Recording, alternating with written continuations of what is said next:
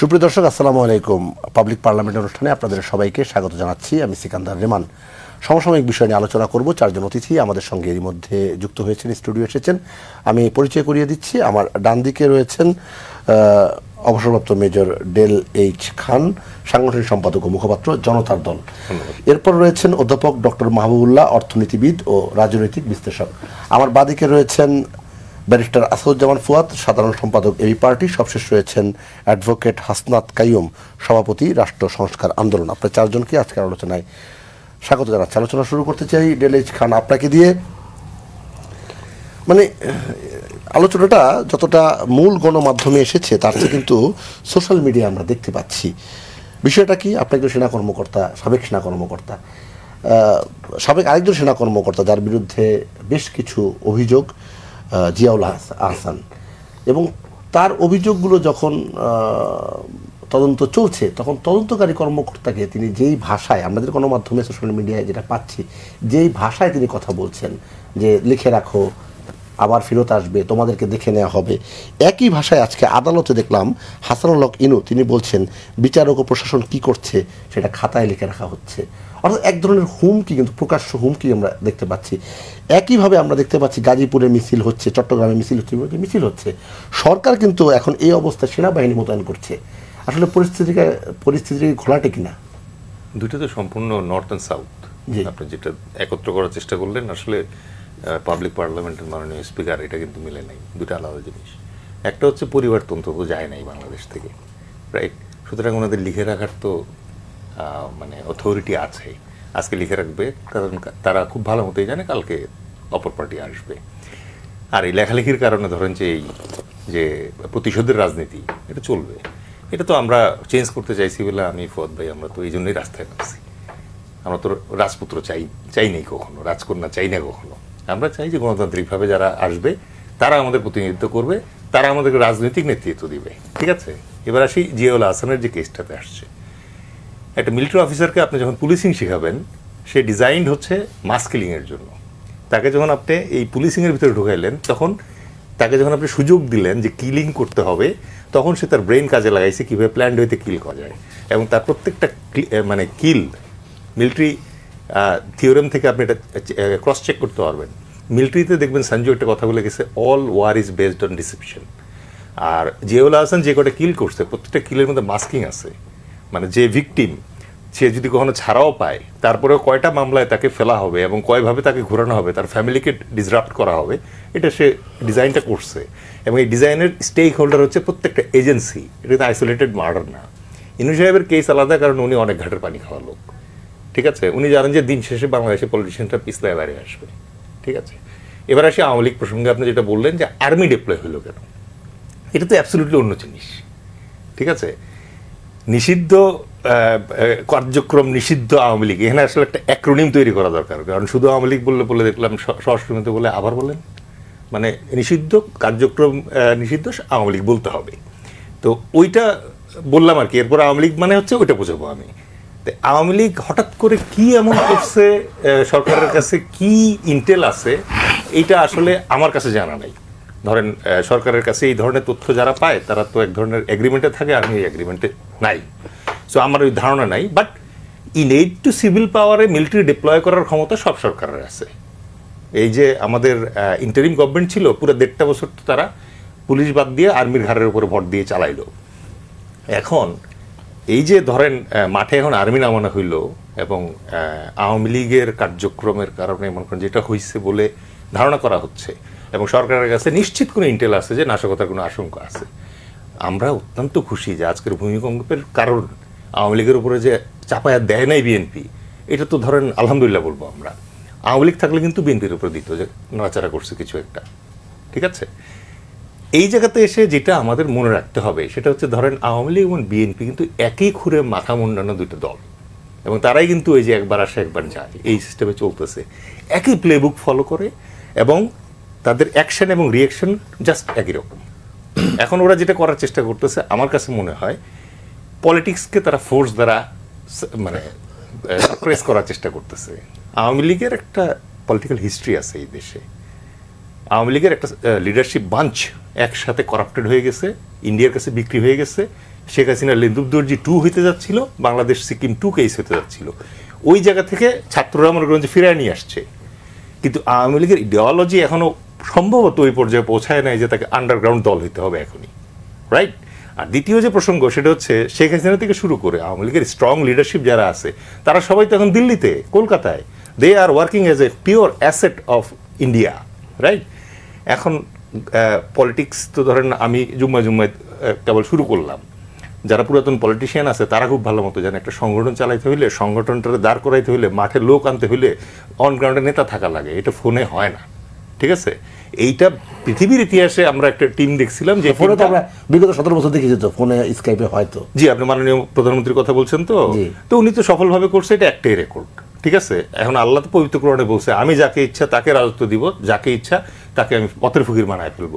যখন এই ঢাকায় সব ধরনের নির্বাচনের প্রচারণা বন্ধ হয়ে গেছে, তখন ঢাকার পুরো রাস্তা মনে করেন যে উনার ব্যানার দিয়ে ভরে গেছে না, মানে নিছি তো আমরা। তো ওই যে এখন তো এটা মেনে নেওয়াই লাগবে, যতদিন পর্যন্ত আমরা নতুন একটা ফর্ম না পাবো, নতুন কোনো লিডারশিপ উঠে না আসবে, ততক্ষণ পর্যন্ত এটা হবে। শুধু একটা কথা বলে শেষ করব, যে এইখানে এই আর্মি ডিপ্লয় করার মাধ্যমে কোনো একটা রাজনৈতিক দলকে জনগণের সামনে জঙ্গি হিসাবে অথবা অন্য কোনো কিছু হিসেবে উপস্থাপন করার একটা ডেলিভারেট পরিকল্পনা কিনা, এই ব্যাপারে আমাদের সজাগ থাকা লাগবে। কারণ এই সরকার কিন্তু ডে 1 থেকে ওই গুম কমিশনকে ফার্স্টেই সে গুম করে ফেলছে। আর জুলাই নিয়ে তো মনে করেন যে এখন তো অনেকে বলে জাহাপনা আমাদের জুলাই আর খাবেন না, বার্গারের মতো খাচ্ছে। অ্যাডভোকেট হাসনাত কাইয়ুম, আপনার কাছে আসলে ডেলিজ খানের শেষ কথা যেটা, আপনারা যে রাজপথে আন্দোলন করলেন, সে আন্দোলনটাকে এখন মানে ডেলিজ খানের কথা আমি অনেকটা বুঝতে পারলাম এমন যে তাহলে কি যে উদ্দেশ্য নিয়ে আন্দোলনটা হয়েছিল সেই উদ্দেশ্য কি ব্যাহত হচ্ছে কিনা? আপনাকে ধন্যবাদ, আমার সমালোচকদের এবং যারা শুনছেন। ব্যাহত যে হয়েছে এটা নিয়ে তো আর প্রশ্ন করার কিছু নাই, কিন্তু আসলে কত দূর পর্যন্ত, যেটা এরকম যে আসলে আমাদের দেশে এরকম একটা ধারণা আছে যে আন্দোলনগুলি যখন ধরেন আমাদের তো সবসময় ব্যাহত হয়েছে, আমাদের যত বিজয়ের ইতিহাস তার প্রত্যেকটার সাথে ব্যাহত হওয়ার ইতিহাস জড়িত। এরকম কোনো বিজয় আমাদের নাই যে বিজয় আসলে যাদেরকে জনগণ বিশ্বাস করে নেতৃত্ব দিচ্ছে, সেই নেতৃত্বটা জনগণের ইচ্ছার বিরুদ্ধে তাদের নিজেদের স্বার্থে, কোটারি স্বার্থে ব্যবহার করে জনগণকে প্রতারিত করে নাই। এরকম কোনো ঘটনা আমাদের 47 থেকে 24 পর্যন্ত নাই, বিনা ব্যতিক্রমে এটা একরকম। এখন সেদিক থেকে যদি বলেন তাহলে কি আমরা 47 আটকে আসছি? আমরা 47 আটকে নাই। তার মানে আমি যেটা বলতে চাইছিলাম যে কথাটা যে ব্যাহত হয়, ব্যাঘাত সৃষ্টি হয়, তো এটা শেষ হয় না। শেষ হয় না বলেই এখনো পর্যন্ত ধরেন এই যে ধরেন 69-এর পরে এইবার আরেকটা জিনিস এরকম দেখা যাচ্ছে যে ধরেন 68-তে ভাইয়েরা আন্দোলন করছে, 68 থেকে 69-এ গণঅভ্যুত্থান হয়েছে, শেষ হয় না 70-এ গিয়ে নির্বাচন হয়েছে, শেষ হয় না 71-এ যুদ্ধ করতে হয়েছে। এইটার একটা ধরেন পরিণতি পাইতে পাইতে একটা যুদ্ধের ভেতর দিয়ে যাইতে হয়েছে। এখানে 24-এ যে অভ্যুত্থান হয়েছে, যে সংস্কার হওয়ার কথা ছিল, এই প্রথম তো ধরেন বিএনপি একটা ধরেন তার যে আসলে ইতিহাস, সেই ইতিহাসের মধ্যে খুবই বাজে রকমভাবে যেটা যুক্ত করলো যে এটা আওয়ামী লীগের মধ্যেও নাই। মানে আওয়ামী লীগও ধরেন তাদের নির্বাচনকে আমরা বলি যেগুলো নির্বাচন ছিল না, এগুলো আসলে পাতানো ছিল, কিন্তু তাকে একটা নির্বাচন দেখায় ক্ষমতায় থাকতে হয়েছে। বিএনপি এই প্রথম একটা নির্বাচন করলেন, এটা গণভোটই হোক, সে গণভোট করলো এবং গণভোট করে এসে একদম প্রথম দিন বলে দিল যে এই গণভোটটা আসলে সে বিশ্বাস করে না, মানে না। এবং সংসদে এসে তারপরের এই যে স্পোক্স পার্সনরা বললেন যে ওনারা ট্র্যাপড হয়ে এটাতে গেছিলেন। মানে আমি বলতেছি যে ধরেন আপনার বেইমানি, প্রতারণা, এগুলির বিভিন্ন নমুনা আছে। তো প্রত্যেকবার যারা যারা আসলে ক্ষমতা এসছে তারা এক একটা মাত্রা যোগ করছে। বিএনপি এবার প্রথমে এটা যোগ করছে, কিন্তু তারপরেও আজকে এই যে আপনি এখনো জুলাই নিয়ে প্রশ্ন করতেছেন, এইটা হচ্ছে 68-র সাথে মিলে যে আপনি 24 থেকে 25-এ 26-এ নির্বাচন করলেন, একটা অন্তর্বর্তী সরকার বিদায় করলে, আরেকটা ধরে নির্বাচিত সরকার আসলো, তার 4 মাস যাচ্ছে, কিন্তু আপনি জুলাইয়ের প্রশ্ন থেকে এই বের হতে পারছেন না। এর অর্থ হচ্ছে যে জুলাইয়ের যে আকাঙ্ক্ষা, জুলাইয়ের যা হওয়ার কথা ছিল তা যে হচ্ছে না, এটা প্রতিনিয়ত আপনাকে আমাকে অন্যদেরকে তাড়িয়ে বেড়াইতেছে। তার মানে এইটা আমি এখন পর্যন্ত এইটা আপনার সাথে ওই জায়গাটায় বলি, এটা ব্যাহত হয়েছে, কিন্তু এইটার আসলে একটা পরিসমাপ্তি ছাড়া, এইটার একটা যৌক্তিক পরিসমাপ্তি ছাড়া বাংলাদেশে আপনি এর আগে যতগুলি অস্থিরতার বিবরণ দিলেন, জি এই রকমের অস্থিরতার নমুনা একটার পর একটা বাড়বে, এটা শেষ হবে না। জি শেষ করতে হইলে আসলে এই জুলাইয়ের যে আকাঙ্ক্ষা ছিল সেটার ভাষা আপনি পাল্টাবেন, কি করবেন ইত্যাদি আলাদা কথা, কিন্তু কলবের মধ্যে, জাতির কলবের মধ্যে একটা আকাঙ্ক্ষা তো হয়েছে। জি এই কলবের যে আকাঙ্ক্ষা, এই আকাঙ্ক্ষাকে বাস্তবায়ন করার আগ পর্যন্ত এটা শেষ হবে না। ব্যাহত হয়েছে ব্যাপারে আমি একমত, কিন্তু আমি মনে করি যে এটা ব্যাঘাত সৃষ্টি করে এটাকে শেষ করা যায় না। যায় না। জি আমরা অধ্যাপক ডক্টর মাহবুবুল্লাহ আপনার কাছে এই বিষয়ে জানতে চাই একই বিষয়ে, যে জুলাইয়ের যৌক্তিক পরিসমাপ্তি আসলে বলতে কি? আসলে এটা ইলেকশন তো হলো, ইলেকশনের মাধ্যমে নির্বাচিত সরকার রাষ্ট্র ক্ষমতা পরিচালনা করছে, এখন আবার যৌক্তিক পরিসমাপ্তি বা এখন আবার পরিসমাপ্তি বিষয়টা সামনে কেন আসছে? দেখুন, যে কোনো অভ্যুত্থান তার যৌক্তিক পরিণতি বা সমাপ্তি হতে পারে যদি সেই রকম নেতৃত্ব সেই অভ্যুত্থানে থাকে। কিন্তু আমরা আমাদের দেশে আজ পর্যন্ত আমার জানা মতে যতগুলো গণ অভ্যুত্থান হয়েছে পাকিস্তান সৃষ্টির পর, কোনোটাতেই কিন্তু যেটাকে বলে একটা কনসার্টেড লিডারশিপ, একটা আইডিওলজিক্যাল লিডারশিপ এবং ওয়েল মিনিং লিডারশিপ, ইংরেজি ভাষাতেই বলতে হয়, তাতে পরিষ্কার হয় জিনিসগুলো, সেই রকম লিডারশিপ কোনো অভ্যুত্থানেই ছিল না। আপনি 69 আন্দোলনের কথা বলবেন, আমরা 69 আন্দোলন করেছি, কিন্তু বিহাইন্ড আস কোন পলিটিক্যাল পার্টি ছিল? এমনকি যারা কমিউনিস্ট রাজনীতি করত, যারা বিপ্লবের রাজনীতি করত, তাদের তো অস্তিত্ব তখন খুঁজে পাওয়া যায়নি। তারা তাদের অ্যাক্টিভিটিস একটা লিফলেটের মধ্যে মানে সীমাবদ্ধ রেখেছিল। এই জন্যই আন্দোলনগুলো যৌক্তিক পরিণতিতে যায় না। আর দ্বিতীয়ত, যে কোনো অভ্যুত্থানের পেছনে একটা আইডিওলজিক্যাল, দার্শনিক একটা চিন্তাভাবনা থাকতে হয়। তো আমাদের দেশের যা কিছু অভ্যুত্থান হয়েছে, ওই অর্থে আইডিওলজিক্যালি ইমবিউড চিন্তাভাবনা কখনোই সেভাবে ছিল না। আপনি ফ্রেঞ্চ রেভলিউশনের কথা বলবেন, সেখানেও দেখবেন রুশো ভল্টেয়ারদের একটা আইডিওলজিক্যাল প্রভাব, চিন্তার প্রভাব সেখানে ছিল, এবং সেই কারণে ফরাসি বিপ্লবটা একটা পর্যায়ে অনেক রক্তক্ষয় হয়েছে, অনেক কিছু হয়েছে, তারপরেও যে একটা জায়গায় গিয়ে সেটা স্থিতিধী হয়েছে। তো আমাদের এখানে সেই জিনিসটা কিন্তু নাই, যে কারণে আপনার আমরা অভ্যুত্থানগুলো থেকে যেই মধ্য দিয়ে যে আকাঙ্ক্ষা প্রতিফলিত হয়, সেইটার বাস্তবায়ন আমরা সেভাবে দেখতে পাই না। তো এখন প্রশ্ন ওঠে যেটা, সেটা হচ্ছে জুলাইয়ের তো একটা অভ্যুত্থান হলো, বিশাল অভ্যুত্থান, বহু লোক প্রাণ দিল, সংখ্যা নিয়ে তর্ক বিতর্ক আছে, তো এটা নিঃসন্দেহে 1400 বা 1500 কম না, আর আহতের সংখ্যা তো অনেক। জুলাইয়ের মধ্য দিয়ে ওইভাবে আন্দোলনটা শুরু হয়েছে কিভাবে? সেটা হচ্ছে একটা কোটা প্রথার বিরুদ্ধে। এটা কোনো বিশাল কোনো রাজনৈতিক কর্মসূচি না, জাতীয় কর্মসূচি না, কিন্তু শুরুটা, স্পার্কটা কিন্তু সেখান থেকে আসছে। তারপরে আন্দোলনের আকাঙ্ক্ষা বলেন, আপনি কি কোনো কর্মসূচি দেখেছেন যে আমাদের এই দাবি ওই দাবি? কোনো ম্যানিফেস্টো দেখেছেন? না। সেই ম্যানিফেস্টো যেটা এসছে সেটা হচ্ছে দেয়ালের লিখনের মধ্যে দিয়ে এসছে, এবং সেখানে বিচিত্র ভাবাদর্শ মানে তুলে ধরা হয়েছে। সেখানে আপনার নৃগোষ্ঠীগুলোও তাদের বক্তব্য আছে, সাধারণ মানুষের বক্তব্য আছে, গণতন্ত্রের বক্তব্য আছে, নারীর বক্তব্য আছে, শ্রমিকদের বক্তব্য আছে, নানান ধরনের বক্তব্য আছে। তো এইটা হচ্ছে এই মানে একটা ফ্লুইড সিচুয়েশন ছিল আদর্শগত দিক থেকে। আর আপনার যদি তারপরেও আমরা যদি এটাকে একটা জায়গায় নিয়ে দেখতে চাই, সেটা হচ্ছে আমার দৃষ্টিতে জুলাইয়ের লক্ষ্য ছিল দুটা। একটা হচ্ছে ডেমোক্রেসি, গণতান্ত্রিক অধিকার, যেটা শেখ হাসিনার শাসনামলে সম্পূর্ণভাবে বিলুপ্ত হয়ে গিয়েছিল। তো এটাকে এখন সবাই ফ্যাসিবাদ বলতে চায়। তো এটা ফ্যাসিবাদ কিনা সেটা একটা তাত্ত্বিক আলোচনার বিষয় আছে, তবে এটা ফ্যাসিবাদের চাইতে আমার কাছে যেটা মনে হয় যে এটা এক ধরনের মাফিয়াতন্ত্র ছিল। হ্যাঁ, এইটা একটা। আর দ্বিতীয়ত হচ্ছে যে বাংলাদেশের ইন্ডিপেন্ডেন্স অ্যান্ড সভারেন্টি, স্বাধীনতা এবং সার্বভৌমত্বের যে প্রশ্ন, ভারতীয় আধিপত্যবাদের যে আপনার আমাদের উপর যে থাবা বিস্তার করেছিল হাসিনার আমলে, এবং হাসিনা আমাদের সার্বভৌমত্ব ভারতের কাছে বিকিয়ে দিয়েছিল তার গদি রক্ষার জন্য। তো এইটা, এর বিরুদ্ধে মানুষ ফুঁসে উঠেছিল। তো এখন আমার যেটা মনে হয়, জুলাইকে যদি আমরা এভাবে বুঝি, গণতন্ত্র, নির্ভেজাল গণতন্ত্র এবং আধিপত্যবাদ মুক্ত একটা বাংলাদেশ, এইভাবে যদি আমরা জিনিসটাকে বুঝি, দেখি, তাইলে জুলাইয়ের কিন্তু মৃত্যু নাই।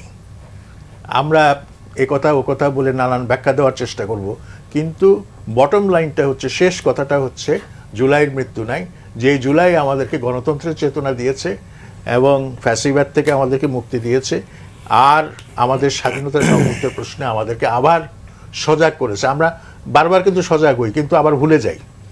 7ই নভেম্বরে 75-এ আমরা সজাগ হয়েছিলাম, বা অন্য সময় আমরা সজাগ হয়েছিলাম, কিন্তু এবার ব্যাপক জনতার অংশগ্রহণের ফলে এই অভ্যুত্থানটার একটা আলাদা বৈশিষ্ট্য আমরা লক্ষ্য করছি। তো সুতরাং আমার যেটা মনে হয়, যে যাই বলুক, আপনার জুলাইয়ের যে চেতনা, এই দুইটা অর্থে, গণতন্ত্রের অর্থে, দেশের সার্বভৌমত্বের অর্থে, এইটা কিন্তু চিরজাগরুক থাকবে। এইটাকে কেউ পরাস্ত করতে পারবে না। ব্যারিস্টার আসাদুজ্জামান ফুয়াদ, আমাদের আলোচনা ছিল নিষিদ্ধ কার্যক্রম নিষিদ্ধ আওয়ামী লীগের বিষয়ে।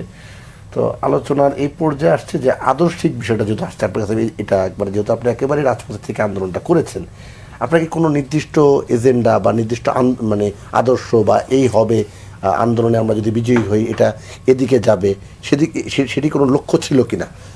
যদি না থাকে তাহলে আপনার কিসের উপর একবারে ফাঁকা ফাঁকা মাঠে করেছিলেন, আর যদি থাকে সেটা কেন বাস্তবায়ন হচ্ছে কিনা? ধন্যবাদ। স্যার ফরাসি বিপ্লবের এক্সাম্পল দিয়েছেন যে একটা কনসার্টেড এফোর্ট ছিল ইন্টেলেকচুয়ালি, এবং যেটা স্যাডলি আমরা আমাদের আন্দোলনগুলোতে দেখি নাই। শুধু তাই না, মুক্তিযুদ্ধেও ছিল না স্যার। আমরা কেমন রাষ্ট্র চাই এমন কোনো ডকুমেন্টেশন আমি হিস্টোরিক্যালি পড়ি নাই। ইট ওয়াজ জাস্ট একটার ফেইলিওর। যে কাকাইম ভাই বলছিলেন না যে গণ অভ্যুত্থান হইলো, নির্বাচন হইলো, তো যুদ্ধ হইলো, মানে একটার লেজে আর একটা জড়ায় সিচুয়েশন ক্রিয়েট করেছে। স্কটিশ রেফারেন্ডামের সময় আমি সর্বশেষ যেটা হয়েছে 15-তে 14-15 হলো, আমি তখন লন্ডনে, মনে আছে যে রেফারেন্ডামের পক্ষে তারা কয়েকশো পৃষ্ঠার প্রোটোকল বই ছাপায় দিল যে স্কটল্যান্ড যদি স্বাধীন হয় গণভোটে, তাহলে স্কটল্যান্ডে আমরা কোন পাশ দিয়ে হাঁটবো এইটা পর্যন্ত আছে ওখানে। যে রাস্তায় আমরা যে বাম পাশ দিয়ে হাঁটি, ডান পাশ দিয়ে গাড়ি চলবে না বাম পাশ দিয়ে চলবে, মুদ্রা কি ইংল্যান্ডেরটা থাকবে অথবা থাকবে না, আমরা কি ইউরোপিয়ান ইউনিয়নের মেম্বার থাকবো না নতুন করে অ্যাপ্লাই করতে হবে। মানে এত নিটি গ্রিটি ডিটেইলে আসছে যে আমি যদি একটা স্বাধীন রাষ্ট্র হয়ে যাই, যুক্তরাজ্য থেকে আলাদা হয়ে যাই, তাহলে আমার প্রস্তাবিত রাষ্ট্র কাঠামোটা কি হবে। আপনি দেখবেন যে এইটা 71-এর যুদ্ধেও আমাদের এই রাষ্ট্র প্রকল্পটা ছিল না। যে একটা ঘোষণাপত্র যেটা দেওয়া হয়েছে 17 এপ্রিলে, সেইখানে মোটামুটি একটা ডিক্লারেশন আসছে, কিন্তু রাষ্ট্র প্রকল্প আকারে রাষ্ট্র যেটা প্রস্তাব করা, স্যার যে অর্থে ফ্রেঞ্চ রেভলিউশনের কথা বলেছেন, সেটা আমাদের 24-এও ছিল না। তো এই না থাকার একটা ঘাটতি হচ্ছে যে আমাদের তো আসলে পলিটি তৈরি হয় নাই। মানে সমাজের যেখানে আসলে পরে একটা অর্গানাইজড পলিটি এই প্রস্তাবটা করতে পারে যে আমি আসলে ওই রকম একটা রাষ্ট্র চাই, আমি আসলে এখন এখানে আছি, এইটার এই সমস্যাগুলো আছে, এখান থেকে আমি আসলে ওখানে যেতে চাই, এই প্রস্তাবনাটা। তো এই প্রস্তাবনাটা কালেকটিভলি আসলে রাষ্ট্রের, বাংলাদেশের রাজনীতিবিদদের অথবা দলগুলোর কারোই ছিল না। আমরা কমিশনে দেখেছি, অথবা রাষ্ট্র সংস্কার আন্দোলন রাষ্ট্রের অনেকগুলো বিষয় নিয়ে সংস্কার নিয়ে কাজ করছে, কিন্তু এবং সেটা বন্দোবস্ত আকারে কাজ করছে যে এই সিস্টেমটা এইভাবে ফাংশনাল না, এইভাবে ফাংশনাল করা উচিত। এবং কমিশনে আমরা ডিটেল আলোচনা করেছি, কায়েম ভাই ছিলেন। এবং সেই জায়গাটাতে যেটা হচ্ছে যে আগের আকাঙ্ক্ষাটা লিপিবদ্ধ না থাকলেও পরবর্তীতে যে আলোচনা করা যাবে না, অথবা আমরা কোথায় যেতে চাই সেটা নিয়ে কথা বলা যাবে না, এমনটা না। তো সেখানে এই অ্যাটেম্পটগুলো কিন্তু ছিল যে এই লুপহোলগুলোর, এই ভয়েডগুলোকে অ্যাড্রেস করা যায় কিনা। এবং কালেকটিভলি মোটামুটি অনেকগুলো জায়গাতে আমরা একমত হয়েছি, অনেকগুলো জায়গায় আলোচনা হয়েছে, অনেকগুলো বিস্তারিত আলোচনার দাবি রাখে যেগুলো আলোচনা হয় নাই। রাষ্ট্র সংস্কার আন্দোলন পার্টিকুলারলি সংস্কারের প্রস্তাবটাকে বাংলাদেশে পপুলার করে ফেলেছে রাজনৈতিক দলগুলোর মধ্যে। যেই বিএনপি যে মানে মানে ভেরি টপিক্যাল পেটি বুর্জোয়া রাজনৈতিক দল, তারও একটা 31 দফা আছে। এই মানে গণতন্ত্র মঞ্চের প্রেশারের পরে তারা একটা মঞ্চ এটা তৈরি করেছে। এখন সেই জায়গাতে আমাদের ফেইলিওরের প্রবলেম হচ্ছে, দেখেন, ছিল না আগে, পরবর্তীতে বানিয়েছি, কিন্তু আসলে ওগুলোতে বিশ্বাস করি না। আমি বহু পাবলিক মিটিংয়ে বলেছি এবং কায়েম ভাইকে আমি বলেছি যে এই যে বিএনপির উপর এগুলো চাপাচ্ছেন না, বিএনপি নেতাদের সাথে কথা বললে আমাদের কাছে খুব পরিষ্কার ওনারা এই সকল সংস্কারে বিশ্বাস করে না। মানে একটা মন থেকে conviction, these are my convictions, that once I am in the chair I will deliver on it. এই ধরনের কোনো ফার্ম কনভিকশন বিএনপির পলিটিশিয়ানদের ভিতরে, লিডারশিপের ভিতরে আমরা কোনোদিন দেখি নাই। এই জন্য মঞ্চের লিডারশিপের সাথে আমরা যখন বসছি, ওনারা সংস্কার বলতে রাষ্ট্রের আমূল পরিবর্তনের জায়গাটা যেটা বোঝায়, আবার বিএনপি নেতৃবৃন্দের সাথে বসলে দেখতে পাচ্ছি অ্যাবসলিউটলি নির্বাচন, ভোট, ক্ষমতা, এর বাইরে মাঝখানে আর কোনো কিছু নাই। এই জন্যই হচ্ছে যে এখন এই আলোচনাটা আসতেছে যে তাহলে আওয়ামী লীগ এই প্রশ্নটা করে, ষড়যন্ত্রের কথা বলে দেখবেন। কারণ রাষ্ট্রের তো কোনো প্রকল্প নাই, রাষ্ট্র তো কোনো প্রস্তাবনা নাই, তোমরা আসলে কে কী করতে চাইছো? এই জন্য হাসিনা বলে যুক্তরাষ্ট্রের সাথে অমুক দল তমুক দল ষড়যন্ত্র করে আমাকে সরাইছে। এই ফেইলিউরটার মানে জায়গাটা হচ্ছে যে রেভলিউশন যে কারণে পৃথিবীতে ফেল করছে বিভিন্ন জায়গাতে, আর যে রেভলিউশনগুলো বেঁচে ছিল, এই বেঁচে থাকার জায়গার যে পার্থক্য, এবং আমাদের রাষ্ট্র এবং আমাদের সমাজ, আমাদের মাটি রেভলিউশনারি মাটি না। এই জন্য দেখবেন যে যে কারণে এখানে বাম বিপ্লব হয় নাই, আবার ধর্মভিত্তিক বিপ্লবও এই দেশে কোনোদিন হবে না। এই দুইটা জিনিসের জন্যই এই মাটির চরিত্রের সাথে এটা মেলে না। এই মাটিকে সবচেয়ে ভালো বুঝছে আওয়ামী লীগ, যে এই মাটি, শেখ মুজিবের একটা বিখ্যাত কথা আছে যে আমি মাটির রঙে রাজনীতি করি। সেটা কীরকম দেখবেন যে আপনি বর্ষাকালে ক্ষেতের ভিতরে নামবেন, হাঁটু পর্যন্ত মাটিতে কাদায় ডুবে যাবে। আবার ওই মাটিতে আপনি চৈত্রের সময় যাবেন, আপনি খালি পায়ে নামলে আগুনে পুড়ে যাবেন, হলে পা ফেটে যাবে। এই হলো মাটির চরিত্র, আমার জনগণের চরিত্র। আপনি দেখবেন যে সে প্রচণ্ড রকম বিশ্বাস করে একটা জিনিসের জন্য রক্ত দিতে মাঠে নেমে যাবে। শত শত মানুষ কেন লড়াইতে আসছেন তাকে যখন জিজ্ঞেস করেন, সে দেখবেন যে 100 জন মানুষ 100টা কারণ বলবে। কেউ বলবে আমার জিনিসপত্রের দাম বেড়ে গেছে, আমি কুলাইতে পারছি না, আমার ছেলেমেয়েদের বেতন দিতে পারছি না, আমার মেয়েটা চাকরি পাচ্ছে না, আমার ভাতিজিকে অপমান করা হয়েছে, লাঞ্ছিত করা হয়েছে। 100 জন এক একটা আকাঙ্ক্ষার কথা বলবে। এই আকাঙ্ক্ষার কথা বলার মধ্য দিয়ে যেটা হচ্ছে, সে রাষ্ট্রকে প্রিটেন্ড করতে পারছে না যে আসলে আমি মোটা দাগে কি চাই, সেই রাষ্ট্র প্রকল্পটা সে অনুমান করতে পারছে না।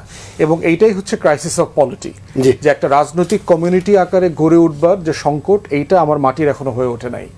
রাজনৈতিক অস্থিরতার বিষয়ে কথা বলছিলাম। ডেলিজ খান, অস্থিরতা কি আসলে আছে কিনা, বা যদি থেকে থাকে, এটা খুবই মানে উত্তম চিন্তার প্রশ্ন আর কি, যে তাহলে সুযোগ কারা নিচ্ছে? ধন্যবাদ। অস্থিরতা পলিটিক্যাল পর্যায়ে যেরকম আছে, জিও স্ট্র্যাটেজিগুলো আছে। ধরেন বাংলাদেশ ইতিমধ্যে ভারতীয় আধিপত্যবাদ যেটা আছে, ওইটার যে দাঁত, সেটা এখন দৃশ্যমান হতে শুরু করছে। সেকেন্ড ওয়ার্ল্ড ওয়ারের সময় হিটলার সুদেদানল্যান্ড নামে একটা জায়গা ছিল হচ্ছে চেকোস্লোভাকিয়ার, ওই জায়গায় কিছু মাইনরিটি জার্মান থাকতো। তো ওদেরকে রক্ষার অজুহাতে চেকোস্লোভাকিয়া দখল করে ফেলছিল। ঠিক আছে, এই যে দখল করে ফেরার যে উসিলাটা, এটা সুন্দর ইংরেজি নাম আছে, রেসপন্সিবিলিটি টু প্রোটেক্ট, সংক্ষেপে বলে R2P। যেমন ধরেন কার্যক্রম নিষিদ্ধ আওয়ামী লীগকে আমরা এখন কানিয়ালি বলি। ঠিক আছে, তো এইরকম অ্যাক্রোনিমটা হচ্ছে R2P। তো R2P-তে মনে করেন যে সেম ঘটনা ঘটছে, ক্রিমিয়া দখল করছে রাশিয়া, লিবিয়া মানে নষ্ট করে দিয়েছিল ন্যাটো ফোর্সেস, এবং আমাদের পাশে সিকিম যে রাজ্যটা আছে, এটা দখল করছিল এই রেসপন্সিবিলিটি টু প্রোটেক্ট এই ক্লজের আন্ডারে ইন্ডিয়া সেম যে প্লেবুকটা আছে, এটা বাংলাদেশের এগেনস্টে খেলার চেষ্টা করতেছিল। সিকিম 2, লেন্দুদ্দর্জি 2, আপনি খালি জন্য লেন্দুদ্দর্জি 2 পড়ুন শেখ হাসিনা। মানে হঠাৎ করে এই প্রজেক্টটা ভেস্তে গেছে এই 24-এ এসে। 3 জনের নাম বলবো, ভারত করনাথ, আর জগন্নাথন, আর হচ্ছে জয়দীপ মজুমদার। এরা বেসিক্যালি স্বরাজ্য ম্যাগাজিন এবং হচ্ছে সিকিউরিটি ওয়াইজে লিখছে। কি লিখছে? 4টা জিনিস চাইছে। এক নম্বর হচ্ছে $10 থেকে $20 বিলিয়ন রংপুর কেনার প্রস্তাব দিবে বাংলাদেশকে। রাজি না হলে ত্রিশক্তি যে কোরটা আছে, 33 কোর অফ ইন্ডিয়া এবং S-44 ডিপ্লয় করে রংপুর দখল করে নিবে। আর হচ্ছে একটা আলাদা হিন্দু হোমল্যান্ড করা হবে, যেটা চট্টগ্রাম এবং রংপুরের 5টা জেলা মিলায়া মানে 2 দিকে ভাগ করে ওটা করবে। এবং ফাইনালি যেটা বলতেছে যে রংপুর এলাকায় যে 1.5 কোটি হিন্দু আছে, মুসলমান আছে, তাদেরকে ঢাকার দিকে শিফট করে দিবে, মানে মুসলমান বাংলাদেশে শিফট করে দিবে। আর ওই হিন্দু বাংলাদেশে, পুরো বাংলাদেশে যে 1.5 কোটি হিন্দু আছে তাদেরকে ওখানে নিয়ে যাবে। এটা কেন করতেছে, এই প্রপোজালটা কেন দিছে তারা? অনেক আগে থেকে প্রপোজাল আছে, স্যারের সাথে কথা হচ্ছিল, এটা বেশ আগের চর্চিত জিনিস। কারণ একটাই, সেটা হচ্ছে যে শিলিগুড়ি করিডোর। শিলিগুড়ি করিডোরটা 17 থেকে 22 কিলোমিটার চওড়া। এটাতে আমরা কখনো থ্রেট করি না, ঠিক আছে? এইখানে থ্রেট হচ্ছে, এর উপরে আছে তিব্বত, তিব্বত হচ্ছে চাইনিজ আন্ডারে, এবং ওখানে অলরেডি চাইনিজ ক্যান্টনমেন্ট করা হয়েছে। তো ওরা জানে যে 62 সালে যখন চায়নার সাথে হারছিল, তখন অরুণাচল হারায় ফেলছে, ওইটার নাম হয়ে গেছিল তখন সাউথ তিব্বত, আর এদিকে আকসাই চীন হারায় ফেলছিল। এই 2টা জায়গায় যে মায়ের খাইছে, খাওয়ার পরে ওই মায়ের এখনও কিন্তু ইন্ডিয়া ভোলে নাই। তো তারা ভাবতেছে আবার যদি চায়নার সাথে লাগে, তাহলে ফার্স্ট যে কাজটা হবে সেটা হচ্ছে এই শিলিগুড়ি করিডোর কাট অফ করে ফেলবে। এখন আপনার এখানে যখন শিলিগুড়ি করিডোর কাট অফ হয়ে যাবে, আপনি এটা পুনর্দখল করতে হবে। তো সেভেন সিস্টার্সকে টিকাইতে হলে এই পুনর্দখল করার জন্য যে টার্নিং মুভটা হয়, সামরিক পরিভাষায় আমরা এটাকে টার্নিং মুভ বলি, এই টার্নিং মুভ করার জন্য আপনার স্পেস লাগে। ধরেন এটার জন্য 150 কিলোমিটার জায়গা লাগে পুরো একটা ডিভিশন টার্ন করতে। এই যে 150 কিলোমিটার জায়গা দরকার, এটা হচ্ছে রংপুর। এই কারণে রংপুরটাকে বাফার স্টেট হিসেবে পাওয়া ইন্ডিয়ার জন্য খুব জরুরি। এবং এই যে প্ল্যানটা আছে, এই প্ল্যানটাকে তারা 3টা স্টেপে করতে চায়। একটা হচ্ছে প্রবলেম, একটা হচ্ছে রেসপন্স, আর একটা হচ্ছে সলিউশন। প্রবলেমের ক্ষেত্রে তারা যেটা করতে চাচ্ছে সেটা হচ্ছে যে ফার্স্টে বাংলাদেশে সাম্প্রদায়িক সম্প্রীতি নষ্ট হয়ে গেছে, বাংলাদেশে হিন্দুরা কষ্টে আছে, বাংলাদেশে মূর্তি ভাঙা হচ্ছে। মনে করেন এত বড় মূর্তি বানাইছে, পুরো কলকাতায় নাকি এত বড় মূর্তি নেই, অথচ রংপুরে হঠাৎ করে মনে করেন যে 1-2% হিন্দু থাকে, ওখানে বিশাল বড় মূর্তি বানায় ফেলছে। এখন এটা বানায় দিয়ে এখন আবার কি করছে, ভারতীয় ডেপুটি হাই কমিশনার দিয়ে উদ্বোধন করাইছে। এখন আবার ইন্ডিয়াই করতেছে কি, এই জায়গায় ফুয়েল ঢালতেছে, কেন? যাতে এটা নিয়ে একটু কনফ্লিক্ট লাগে। কনফ্লিক্ট লাগলেই মারামারি সংঘর্ষ হবে, এবং এই সংঘর্ষটা যখন হবে তখন তার পোয়া বাড়ো। এইটাকে সে করবে কি, ইন্টারন্যাশনাল কমিটির কাছে অ্যাম্পলিফাই করবে 1:10 রেশিওতে, যে দেখো বাংলাদেশে কিন্তু মাইনরিটি মহা নির্যাতনে আছে।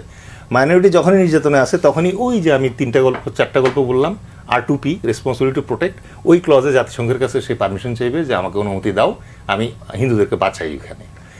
এরপর হচ্ছে রেসপন্স ফেজ। এই রেসপন্স ফেজে এসে আপনি দেখবেন যে পেইড অ্যাক্টিভিস্ট এবং ওদের 5th কলামিস্ট যারা আছে, চৈতালি অথবা ধরেন এরকম যারা আছে, তাদের মুখ দিয়ে তারা বলাবে যে তোমরা আসো, আমাদেরকে উদ্ধার করো, ঠিক আছে? এই যখন উদ্ধারের ডাকটা আসবে, তখন তারা যাবে হচ্ছে জাতিসংঘের কাছ থেকে ফাইনাল কনফার্মেশনটা নিবে যে আমরা ওখানে একটা ল্যান্ড অফেন্সিভ চালাবো অথবা সার্জিক্যাল স্ট্রাইক করব। এখন এই জায়গাটাতে একমাত্র উপায় যেটা, সেটা হচ্ছে জাতিসংঘে যখন যাবে, তখন মনে করেন যে পারমিশন যখন নিতে যাবে জাতিসংঘের কাছ থেকে, তখন একমাত্র চায়না আছে আমাদের পাশে, যে ভেটো পাওয়ার আছে তার। সে যদি ভেটো দেয়, তাইলে ইন্ডিয়া জবরদস্তি এই জিনিসটা আন্তর্জাতিক সমর্থন নিয়ে করতে পারবে না। এইটুকু হচ্ছে কথা। বিপদ কোন অবস্থায় আছে এখন দেখেন আপনি। আজকে সংসদে শুনলাম যে একজন মানে মেম্বার অফ দ্য পার্লামেন্ট, মানে আমাদের মেম্বার অফ দ্য পার্লামেন্টের মুখে এমন কুলু কাটছে, ওদিকে শুভেন্দু, এদিকে হেমন্ত কথা বলতেছে, আর আমাদের সীমান্ত বরাবর 102টা সংসদীয় এলাকা আছে, কোনো এমপির মুখে কোনো কথা নাই। They can't give answer.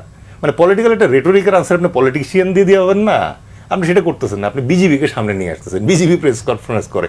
BSF এর প্রেস কনফারেন্সের কথা আপনি জীবনে শুনছেন? আজকে আপনি লক্ষ্য করে দেখেন যে বার্মার এগেনস্টে ওদের যে সীমান্তরক্ষী, তাদের নাম হচ্ছে আরাকান রাইফেলস। চীনের এগেনস্টে তাদের যে সীমান্তরক্ষী, তাদের নাম হচ্ছে ইন্দো তিব্বতান বর্ডার পুলিশ। আপনার এগেনস্টে নেপাল এবং ভুটানের এগেনস্টে আছে হচ্ছে SSB, সীমান্ত সেবা বল। শুধুমাত্র পাকিস্তানের এগেনস্টে ছিল হচ্ছে বিএসএফ। এই বিএসএফ যখন পাকিস্তান 2 ভাগ হয়ে গেল, আগে তো ইপিআর ছিল, পরে বিডিআর হয়ে আসলো, বাট তারা কিন্তু তাদেরকে চেঞ্জ করে নাই, কারণ বিএসএফকে ট্রেন আপই করা হয়েছে মুসলমান পারসিকিউশনের জন্য, এবং তাদেরকে এবার রেডিই করা হচ্ছে।